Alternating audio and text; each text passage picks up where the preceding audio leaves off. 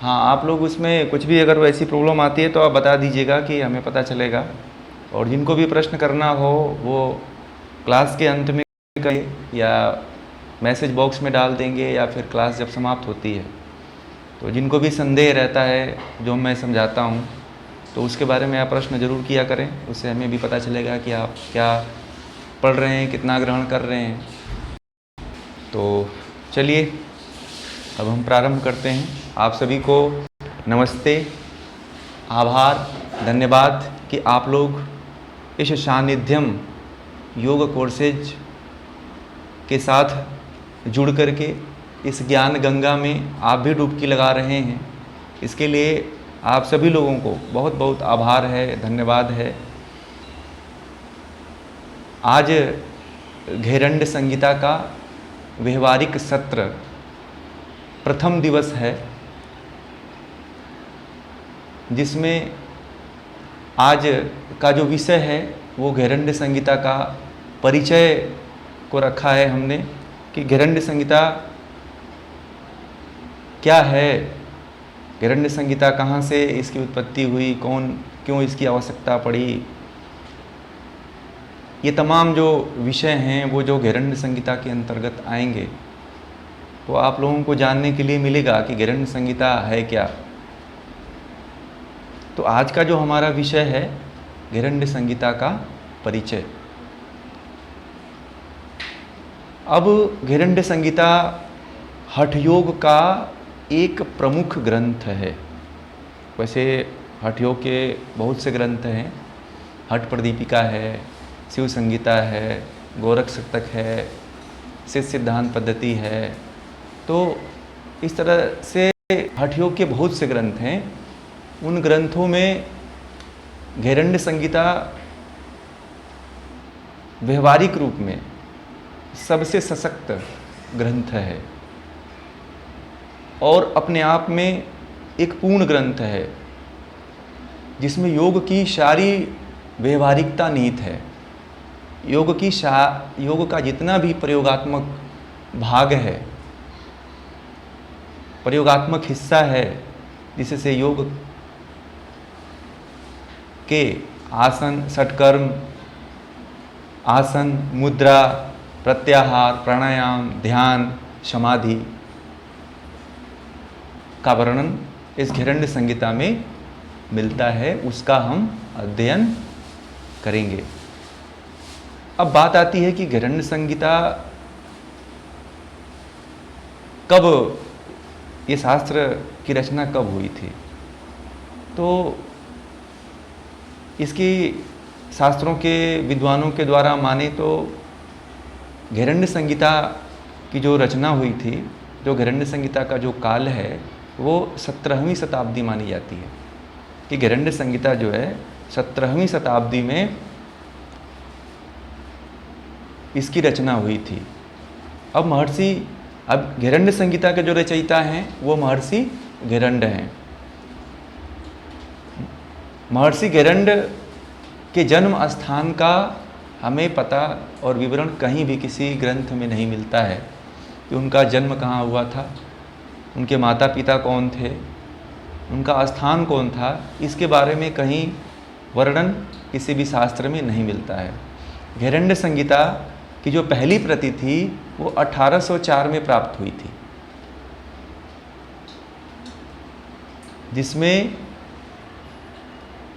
जिसके माध्यम से जितने भी योगी हुए उन्होंने इस घेरंड संहिता के शास्त्र को, ग्रंथ को अपने भाष्य के द्वारा, अपने व्याख्या के द्वारा, अपने ज्ञान के द्वारा उसको जनमानस और हम और आप के बीच में लेकर के आए। उनका हमें बहुत बहुत धन्यवाद देना चाहिए, आभार देना चाहिए कि उनके माध्यम से हम इस हठ योग के प्रमुख ग्रंथ घेरंड संहिता का अध्ययन करने जा रहे हैं। घेरंड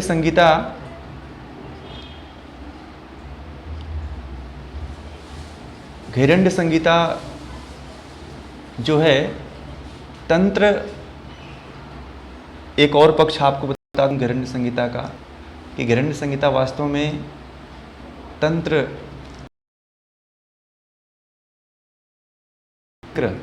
और इसकी जो क्रियाएं हैं वो तंत्र के सभी ग्रंथों में पूरी तरह से हूबहू जैसा है वैसे मिलता है। शैविज्म जो शैविज्म है, जो तंत्रलोक है, जो तंत्र का बहुत बड़ा शास्त्र है, उसमें इस घिरण्य संहिता के सभी क्रियाओं का वर्णन मिलता है। वास्तव में जितने भी हठयोग या नाथ परंपरा के जितने भी ग्रंथ हैं वो सभी ग्रंथ तंत्र से ही आए हुए हैं। तंत्र जो आज के समय में प्रचलित है वो तंत्र नहीं। आज के समय जो तंत्र है वो तामसिक अवस्था में है, विकृत अवस्था में है, बिगड़ा हुआ है। पहले का जो तंत्र था, जो उस तंत्र के जो आदि प्रवर्तक थे भगवान शिव हैं, और वहीं से शैविज्म का जो है प्रारंभ होता है। जितने भी तरह के योग हैं, नाथ योग है, हठ योग है, और भी दुनिया में जितने भी तरह के योग प्रचलित हैं, उन सभी के जो है प्रणेता रहे हैं, जो संस्थापक रहे हैं, वो भगवान शिव ही रहे हैं। तो घिरण्य संहिता का एक ये भी पक्ष आता है कि ये जो है तंत्र मार्ग से आया हुआ है।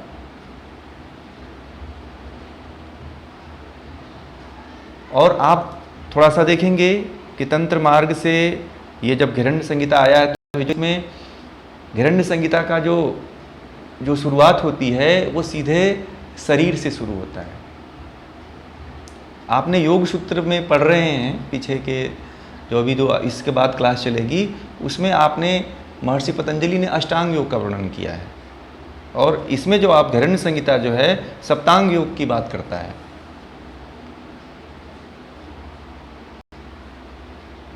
उसमें जो है यम और नियम जो पार्ट है वो इसमें नहीं मिलते हैं, घिरण्य संहिता में नहीं मिलते हैं। यानी कि उसके पहले का या बाद का ये शास्त्र है। या तो हो सकता है कि जब ये शास्त्र महर्षि घिरण्य मुनि ने जब ये लिखा होगा तो हो सकता है कि यम नियम उस समाज में, उस देश काल की परिस्थिति में यम नियम काफ़ी या तो प्रचलित रहा होगा या तो विकृत अवस्था में रहा होगा।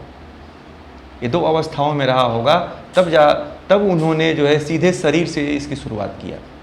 माइक अपना बंद कर लें सभी लोग। तो वहाँ से जो इन्होंने शुरुआत किया सबसे पहले महर्षि पतंजलि ने, वो शरीर से शुरू किया। घटस्थ योग, शरीर से उन्होंने प्रारंभ किया। इसमें घिरण्य संहिता में सप्तांग योग का वर्णन है। महर्षि पतंजलि ने अष्टांग योग का वर्णन किया है, और गोरख शतक में षडांग योग का वर्णन है। इस तरह से जितने भी हठ योग के जितने भी ग्रंथ हैं उसमें आपको 6 अंग में ज़्यादा से ज़्यादा 6 अंग मिलेंगे, फिर सप्तांग 7 अंग मिलेंगे। फिर जो महर्षि पतंजलि द्वारा वेदों से जो प्रदत्त ज्ञान आया हुआ है वो अष्टांग योग के कैटेगरी में आ जाता है। और ये जो है जो आपका घिरण्य संहिता है वो तंत्र से आया हुआ ग्रंथ है। इसको बहुत ही कम पढ़ने और सुनने में आता है, और इसके बारे में कोई जिक्र भी नहीं करता है कि जितने भी हठयोग के ग्रंथ हैं, जो तंत्र ही जिसका मूल है, इसके बारे में कोई नाम नहीं लेता कि तंत्र और नाथ परंपरा ने ही आज के जो आसन हैं, जो प्राणायाम है, जो भी क्रियात्मक और प्रयोगात्मक आप योग करते हैं, वो तंत्र की बहुत बड़ी देन है। और तंत्र योग के प्रति हमें कृतज्ञता प्रकट करनी चाहिए कि उसकी बहुत बड़ी देन है, और वो इस विधा को बचा करके रखा हुआ है। और आज के समय में तंत्र योग के माध्यम से जितने भी हठ योग के ग्रंथ हैं हमें पढ़ने के लिए मिलते हैं। आज तंत्र की विकृत अवस्था है, हर समाज में है। तंत्र के और भी ग्रंथ हैं, विज्ञान भैरव तंत्र है, वो अपने आप में ध्यान के सभी विधियों को, विश्व की ध्यान की सभी विधियों को समेट करके रखा हुआ है। किसी को पता भी नहीं होगा, किसी को पता भी होगा तो कोई इसके प्रति जानने की कोशिश भी नहीं करता होगा।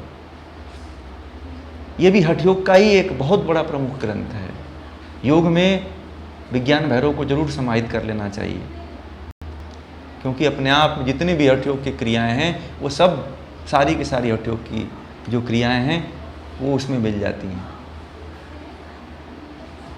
तो आज ये आप लोगों को ये जानना जरूरी है, एक नई जानकारी है कि आपने पढ़ा होगा, जितने भी आचार्य हैं, गुरु हैं, वो सभी लोग यही बताते हैं कि इसके गिरण्य मुनि ने इसका वर्णन किया, मगर इसका जो उत्पत्ति हुई है वो कहाँ से हुई है, ये कहाँ से आया है गिरण्य संहिता, इसके बारे में आपको जानने की आवश्यकता है कि गिरण्य संहिता की जो उत्पत्ति हुई है, जो विद्वानों ने, जो योगियों ने, जो महात्माओं ने, जो मुनियों ने किया है, वो ये तंत्र के ही परंपरा के सारे ऋषि रहे हैं। ये तंत्र परंपरा से ही महर्षि गिरण्य भी बिलोंग करते हैं।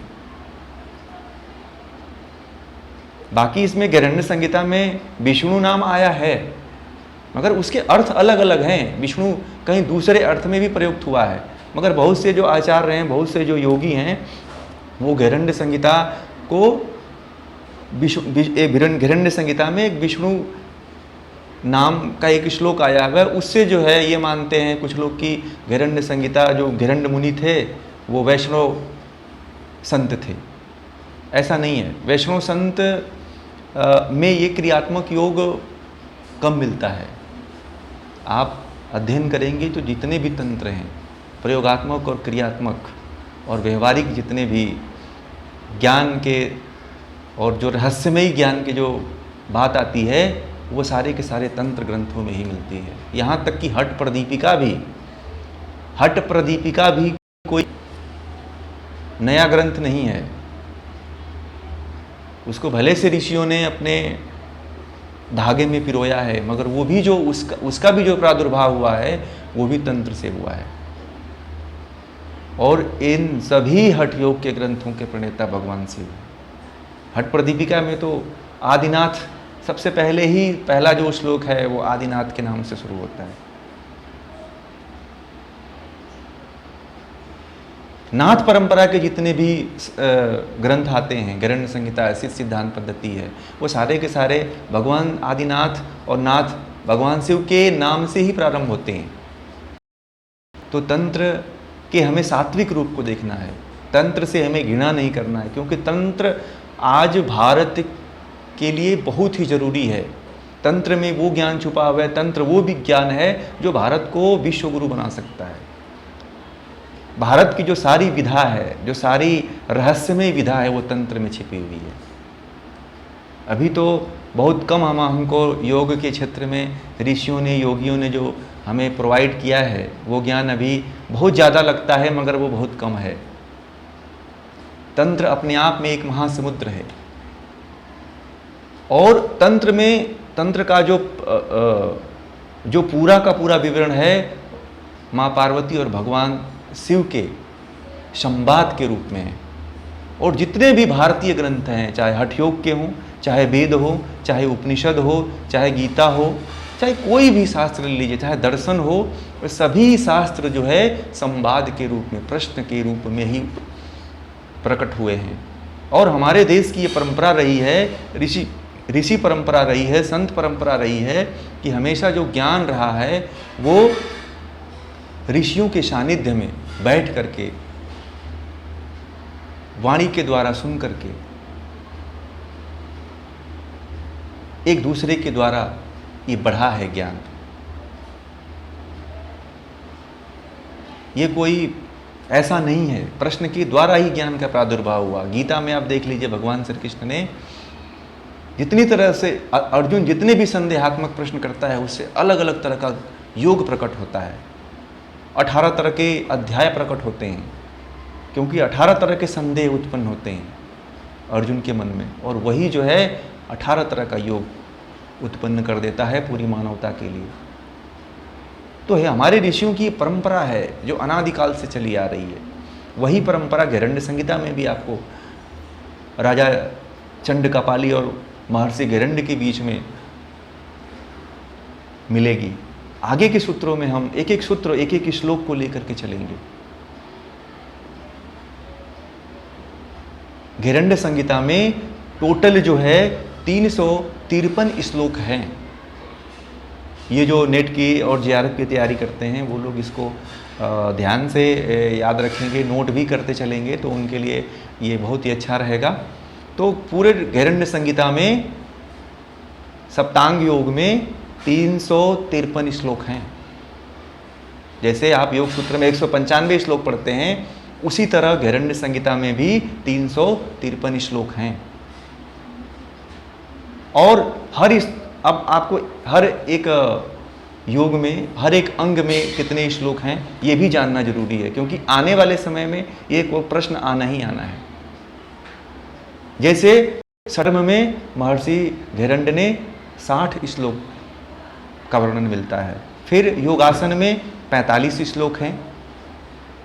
मुद्रा और बंध में 100 श्लोक हैं, 100। प्रत्याहार में 5 श्लोक हैं। आप देखेंगे तो नाम से भी जारी होता चला जा रहा है, समझ में आ रहा है। प्राणायाम में 98 श्लोक हैं। ध्यान में 22 श्लोक हैं और समाधि में 23 श्लोक हैं। ये सप्तांग योग में ये महर्षि पतंजलि ने, महर्षि घेरंड ने इतने श्लोकों में पूरे घेरंड संहिता को समेट दिया है। और ये आपको जानना बहुत जरूरी है, ये आपको समझना बहुत जरूरी है कि घेरंड संहिता जो है सप्तांग योग का ही वर्णन महर्षि पतंजलि ने क्यों किया। ये भी एक प्रश्न उठता है। अगर आप इसके परिचय को जानते हैं तो उन्होंने सप्तांग योग का वर्णन क्यों किया। महर्षि पतंजलि ने तो अष्टांग योग का वर्णन किया है। तो अभी जो तंत्र के बारे में आपसे बात कर रहा था, जो तंत्र है ना, वो डायरेक्ट, जैसे महर्षि पतंजलि ने डायरेक्ट समाधि ही पाद लिया था, तो पहले समाधि की बात कर लो। और देखिए महर्षि घेरंड जो है षट्कर्म से शुरू करते हैं और समाधि तक लेके जाते हैं। इस घटस्थ योग क्या है, तत्व ज्ञान क्या है, ये सभी महर्षि घेरंड और चंडकापाली के बीच संवाद होता है। आगे का जो सत्र होगा उसमें इसके बारे में जो है हम पूरी विस्तार से अध्ययन करेंगे कि किस किस तरह से, कितने तरह के क्या प्रश्न पूछते हैं। अभी हम केवल आपके बीच में परिचय इसका हल्का हल्का लेकर के परिचय दे रहे हैं कि आप इससे परिचित हो जाएं कि घेरंड संहिता है क्या। घेरंड संहिता मतलब अपने आप में जितने भी हठयोग के ग्रंथ हैं उन सभी ग्रंथों में सबसे समृद्ध अगर कोई हठयोग का ग्रंथ है तो वो घेरंड संहिता है। अपने आप में समृद्ध है, इसने अपने आप को सब तरह से समृद्ध संपूर्ण कर रखा है। इसलिए घेरंड संहिता में सबसे पहले, हठयोग के ग्रंथों में सबसे पहले घेरंड संहिता को पढ़िए। उसके बाद आपको हठ प्रदीपिका से लेकर सिद्धांत पद्धति, शिव संहिता, गोरज संहिता, वशिष्ठ संहिता सब समझ में आने लग जाएगा। तो अब जो है सबसे पहले जो है षट्कर्म आता है। तो षट्कर्म के बारे में थोड़ा सा परिचय ले लेते हैं। षट्कर्म यानी कि 6 कर्म। 6, षट मतलब 6, कर्म मतलब क्रिया। 6 क्रियाएं जो होती हैं उसको क्या कहते हैं, षट्कर्म कहते हैं। षट्कर्म में धोती, बस्ती, नेति, नौली, त्राटक और कपालभाति, ये 6 क्रियाएं हैं। आपको मोटा मोटी बताते चल रहा हूँ एक परिचय के रूप में, जो आपको जानना बहुत ही ज़रूरी है। इसको जानना, आपको बीच बीच में कॉल आ जाते हैं तो समस्या आती है। तो धोती को आपको बताया कि षट्कर्म में, षट्कर्म 6 प्रकार के होते हैं। पहला जो है धोती है। धोती जो है, धोती 13 तरह की होती है।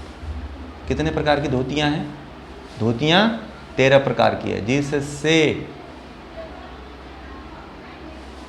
सिर से लेकर के, यानी कि आँख, नाक से लेकर के, मुंह से लेकर के, पूरा आपके नर्वस सिस्टम से लेकर के, गले की जो आहार नली है, अमाशय है, छोटी आत है, बड़ी आत है, गुदा है और गुदा द्वार, इन सभी की सफाई जो है, क्लीनिंग जो है, शोधन जो है, वो किसके माध्यम से होता है?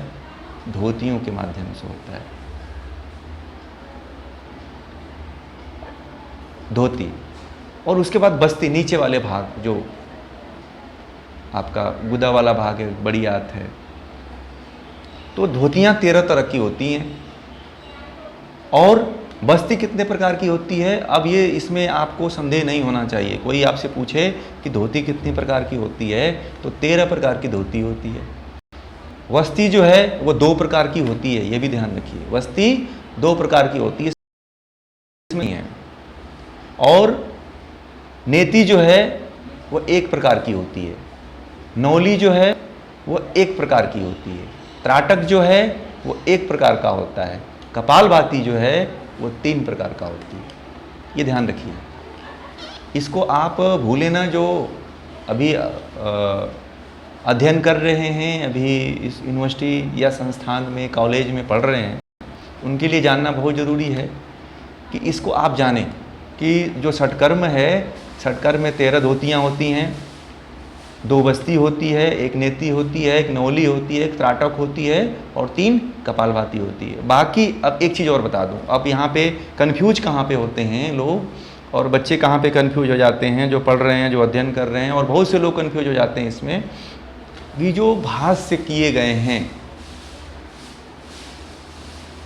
स्वामी निरंजनानंद सरस्वती, बहुत ही अपने आप में एक पूर्ण विषय है। और उन्होंने योग को, उस मुंगेर बिहार की जो पुस्तकें हैं, उन्होंने योग को एक नया आयाम दिया है। तो उनका जो भाष्य है, स्वामी निरंजनानंद जी ने जो है नेति के 2 भाग बता दिए हैं। उसी तरह नौली के भी कई भाग 2, 3, 4 बता दिए हैं। ठीक है, त्राटक के भी 2 भाग उन्होंने अपने भाष्य में बताया है।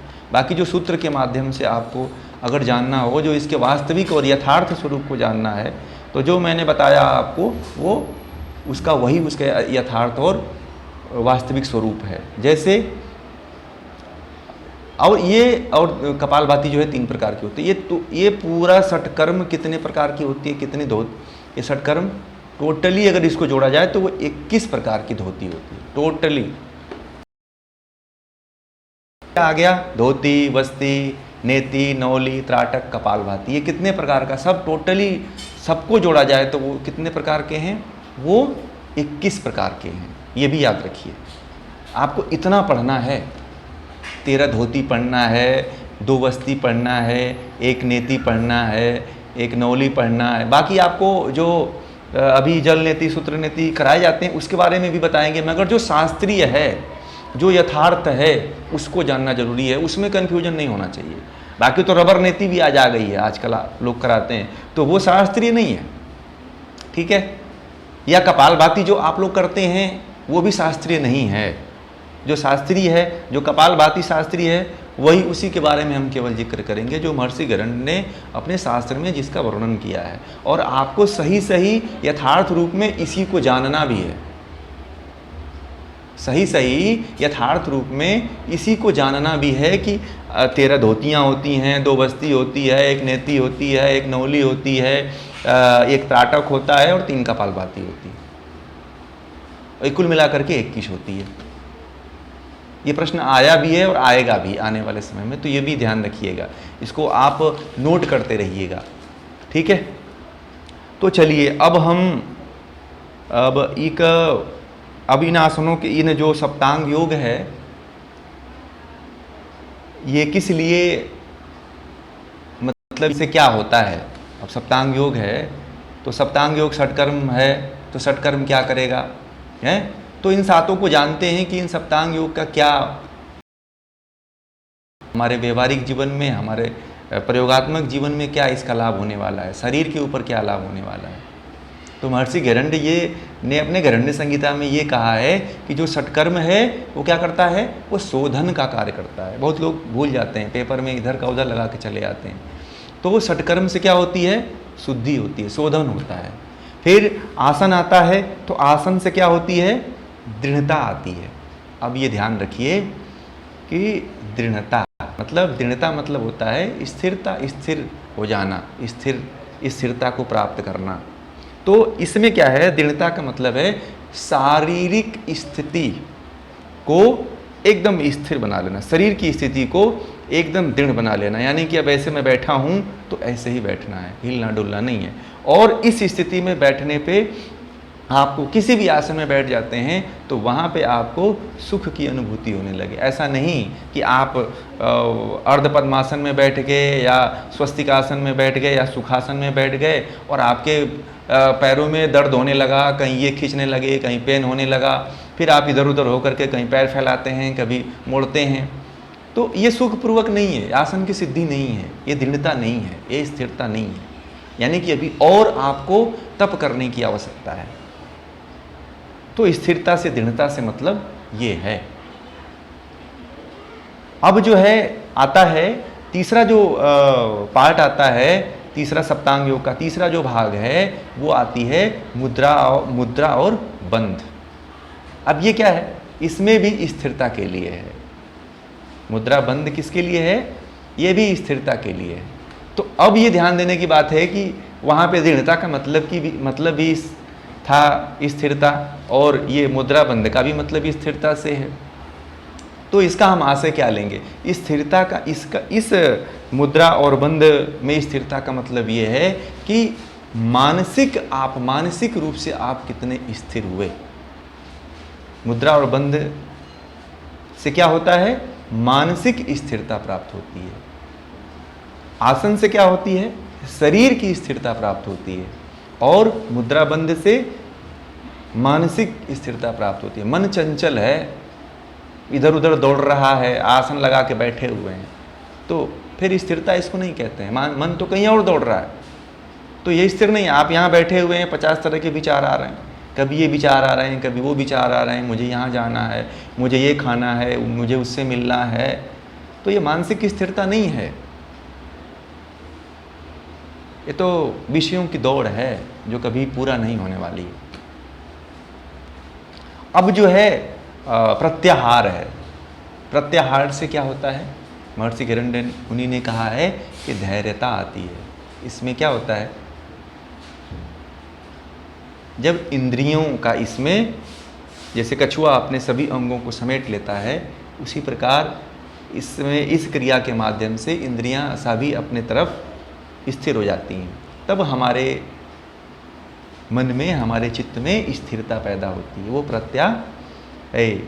प्रत्याहार है। और देखिए अब जो है महर्षि पतंजलि ने कहा कि अब देखिए, आपने योग दर्शन में पहले प्राणायाम पढ़ा होगा, उसके बाद प्रत्याहार पढ़ा होगा, और भी कई शास्त्रों में आप सबसे पहले प्राणायाम आता है, उसके बाद से प्रत्याहार आता है। तो महर्षि हिरण्य ने कहा है कि सबसे पहले तो धैर्य अपने अंदर लाओ। जब धैर्य नहीं बनेगा तो प्राणायाम नहीं कर पाओगे। प्राणायाम को इतनी बड़ा स्थान दे दिया उन्होंने कि पहले धैर्यता होनी जरूरी है, उसके बाद प्राणायाम करो। हम लोग क्या करते हैं?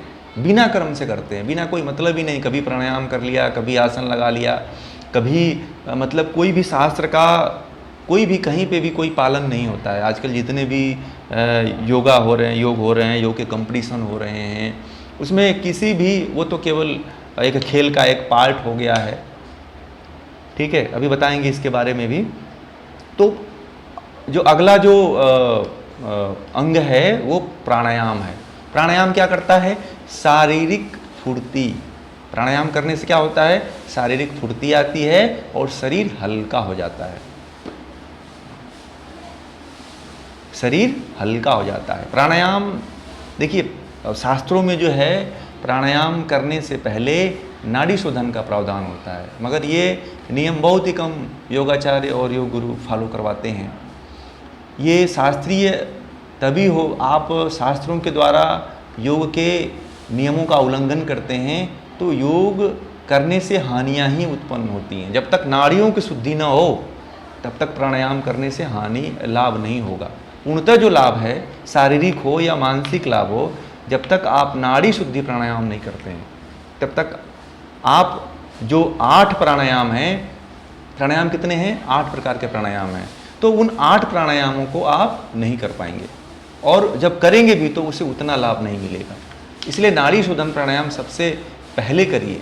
कोई भी प्राणायाम जब आप करते हैं शास्त्रीय दृष्टि से देखिए, हठ प्रदीपिका में भी जो है महर्षि स्वात्माराम ने सबसे पहले नाड़ी शोधन का ही वर्णन किया, उसके बाद प्राणायाम का जिक्र किया कि पहले नाड़ी शोधन कर लो, पहले नाड़ियों की शुद्धि कर लो, उसके बाद से प्राणायाम करना। प्राणायाम ऐसी वैसी चीज़ नहीं है कि जो जैसे हुआ वैसे ही शुरू कर दें। पहले नाड़ियों की शुद्धि होनी चाहिए, पहले नाड़ी शोधन प्राणायाम करिए आप, उसके बाद से आप कोई भी प्राणायाम शुरू करिए। वास्तविक रूप से अगर प्राणायाम करना है तो सबसे पहले जो है प्राणायाम ये इसका नाड़ी शोधन प्राणायाम का अभ्यास जरूर करिए। दूसरा, अब जो अगला आता है ध्यान। ध्यान किसके लिए, क्यों ध्यान करने से क्या लाभ होगा? तो ध्यान जो है किसके लिए है? आत्म साक्षात्कार के लिए है। महर्षि हिरण्य जो है कहते हैं कि ध्यान अगर करते हैं आप तो आत्म साक्षात्कार की प्राप्ति होती है। महर्षि हिरण्य ने ध्यान की 3 विधियां बताई हैं, बहुत मुख्य हैं। स्थूल ध्यान, ज्योति ध्यान और सूक्ष्म ध्यान। 3 तरह का ध्यान उन्होंने बताया है और बहुत ही इफेक्टिव भी है। तो ये ध्यान रहा। ध्यान से हमारे क्या होता है? आत्म साक्षात्कार होता है, हम आत्मा को जान जाते हैं। और महर्षि पतंजलि ने कहा, कहाँ पे? संप्रज्ञात समाधि। संप्रज्ञात समाधि में हम आत्मा का साक्षात्कार करते हैं। अभी आप लोगों ने, जो लोग पहले के थे वो लोग उसमें पढ़ चुके हैं कि संप्रज्ञात समाधि में ही आत्मा का साक्षात्कार होता है। अब जो अंतिम जो और आखिरी जो अंग है वो है समाधि। समाधि से क्या होता है? निर्लिप्तता आती है, व्यक्ति निर्लिप्त हो जाता है इन सभी विषयों। जो 6 अंग हैं महर्षि हिरण्य ने जो बताया, इन 6 अंगों का अतिक्रमण करके वो उस रसानंद, उस परमात्मा में विलीन हो जाता है, वह निर्लिप्त अवस्था है। और समाधि की भी महर्षि पतंजलि ने 6 प्रकार बताया कि कैसे आप समाधि में जाओगे। पहली समाधि क्या होती है? तो सबसे पहले ध्यान योग समाधि हो जाती है। ध्यान योग के बाद फिर नाद योग, यानी कि नाद आपको सुनाई देते हैं। फिर रसानंद, फिर रस की अनुभूति होती है। फिर जो है लय सिद्धि योग समाधि, फिर उसमें आपको लय की सिद्धि होती है। फिर भक्ति योग, जो 5वां जो समाधि लगती है वो भक्ति योग की लगती है।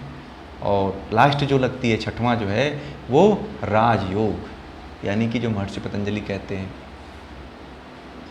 वो राजयोग, यानी कि असंप्रज्ञात समाधि लग जाती है। ये सप्तांग योग रहे। और अब आपको थोड़ा सा ये जान लेने की जरूरी है, थोड़ा मैं आपको ये भी बता दूं कि जो है आसन में जो है महर्षि पतंजलि ने 32 प्रकार के आसन बताए हुए हैं। और आसन जो है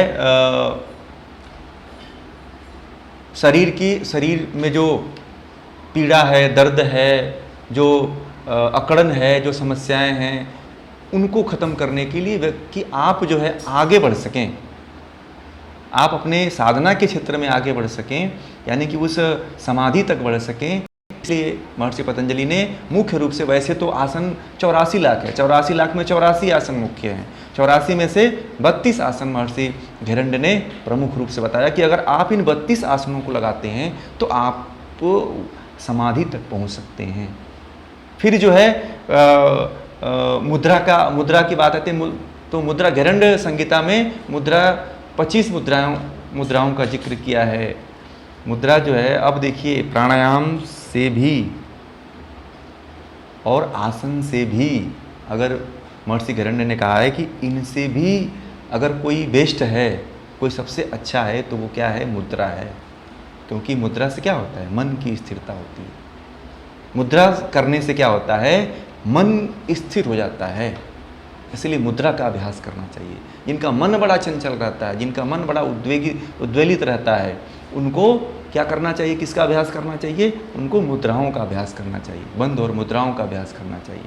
फिर प्रत्याहार है, तो प्रत्याहार एक ही है और आपको बता दिया कि इंद्रियों को उसमें वश करना होता है। फिर ध्यान भी आपको बता दिया कि ध्यान की 3 अवस्था, स्थूल और ज्योति और सूक्ष्म जो है ध्यान है, स्थूल ज्योति और सूक्ष्म ध्यान है, इसका वर्णन है। और समाधि की भी आपको 6 पार्ट बता दिए। और आज का जो हिरण्य संहिता का जो परिचय वाला भाग था वो आज यहीं पे समाप्त करते हैं, क्योंकि समय हो गया, 5 मिनट एक्स्ट्रा हो गया। आप सभी को बहुत बहुत धन्यवाद, आप सभी लोग जुड़ रहे हैं। अगर आप लोगों के पास अगर कोई संदेह है तो 2 मिनट का समय है, आप लोग कोई प्रश्न है तो ज़रूर पूछें, नहीं तो फिर हम अगला जो विषय हमारा योग दर्शन उसको प्रारंभ करेंगे। तो अगर किसी को संदेह है तो वो प्रश्न कर सकते हैं, नहीं तो फिर हम अगले विषय पे चलते हैं। हाँ हाँ, प्रणाम प्रणाम।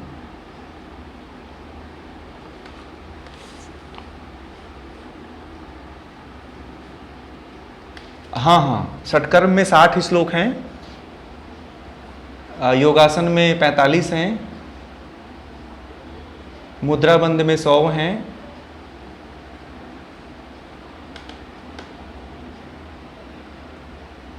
और प्रत्याहार में 5 हैं, प्राणायाम में 98 हैं, ध्यान में 22 हैं और समाधि में 23 श्लोक हैं। टोटली जो है 353 श्लोक हैं। आप काउंट भी कर लेंगे तो उतना ही आएगा, ठीक है ना? और हाँ हाँ, और कोई? हाँ हाँ, थैंक यू। और किन्हीं का कोई प्रश्न है? नहीं तो हम आगे चलते हैं जी।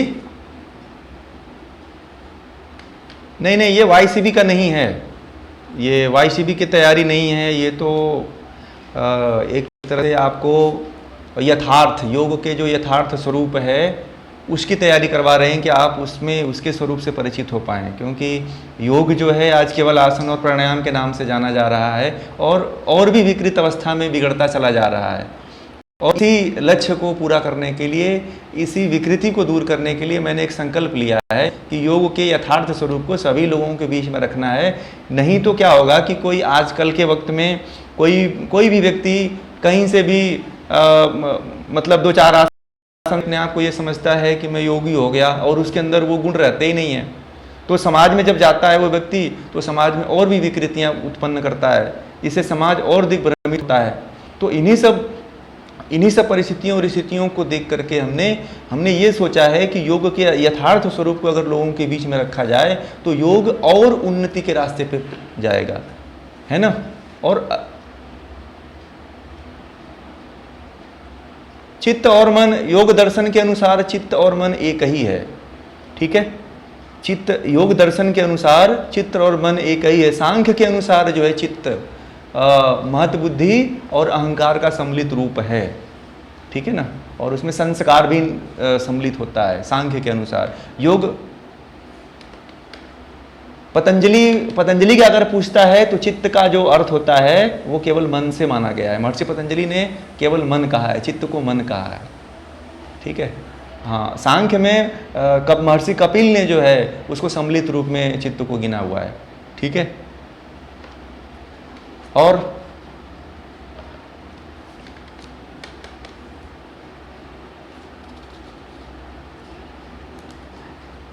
तो मन कभी नहीं संतुलित करता है। मन तो विषयों के साथ रमण करता है। मन जो होता है, मन तो जो ज्ञानेंद्रियां हैं और कर्मेंद्रियां हैं उनके साथ रमण कर और इनके जो विषय हैं इन विषयों के साथ रमण करता है, ठीक है? क्यों? क्योंकि वो तीनों गुणों से प्रभावित होता है और जितने भी इंद्रियां हैं वो भी तीनों गुणों से प्रभावित होती हैं, ठीक है? आपने अभी जो हमारा योग दर्शन का जो सत्र चल रहा है उसमें आपने क्लास अटेंड किया है? अच्छा, पहली क्लास है तो आप YouTube पे जो है ना सारा सीरीज डली हुई है, तो आप उसको सुनिए तो शायद मुझे लगता है आपका सारा संदेह ये दूर हो जाएगा।